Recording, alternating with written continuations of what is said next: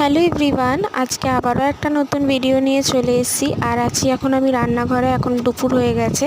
আর আজকে আমি তোমাদের সাথে শেয়ার করছি আজকে আমাদের দুপুরে কী কী রান্নাবান্না হয়েছে। দুপুরবেলা রান্না হয়েছিল হচ্ছে ভাতটা একদমই গরম ছিল, কারণ আমি সবেমাত্রই ভাতটা নামিয়েছিলাম। আর ভাতের সাথে করা হয়েছিল একদম শুকনো লঙ্কা, সর্ষে ফোড়ন আর আম দিয়ে টকের ডাল। আর এই গরমকালে না আম ডাল বেশ খেতে ভালোই লাগে, আমার তো খুবই ভালো লাগে। তোমরা কে কে আম ডাল খেতে পছন্দ করো আমাকে একটু কমেন্ট করে জানিও। আর আমের ডালটা একটুখানি পাতলা পাতলা করেই করা হয়েছে, বেশি খুব একটা ঘন করা হয়নি।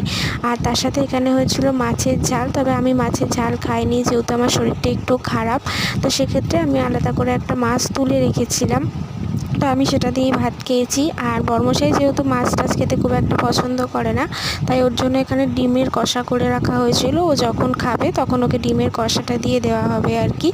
আর তার সাথে ডালের সাথে খাওয়ার জন্য আমি এখানে অল্প করে একটুখানি আলু ভেজেছিলাম। আলু এরকম সরু সরু করেও ভাজা যায়, তবে আজকে আমি এরকম চৌকো চৌকো করে কেটেই ভেজেছিলাম। আর তার সাথে না একটুখানি অল্প পেঁয়াজও দিয়ে নিয়েছিলাম। পেঁয়াজ দিয়ে আলু ভাজা একসাথে আমার খেতে বেশ ভালো লাগে। আর কালকে রাত্রেবেলা আমি একটুখানি টক দই বসিয়ে রেখেছিলাম, আর সেটা দেখো কি সুন্দর জমে গেছে, টক দইটা এত সুন্দর হয়েছে। তো যাই হোক, আজকে আমাদের এই রান্নাবান্না হয়েছিল। তোমাদের আজকে কী কী রান্নাবান্না হয়েছে কমেন্ট করে জানিও, আর আমার চ্যানেলটিকে সাবস্ক্রাইব করে পাশে থেকো।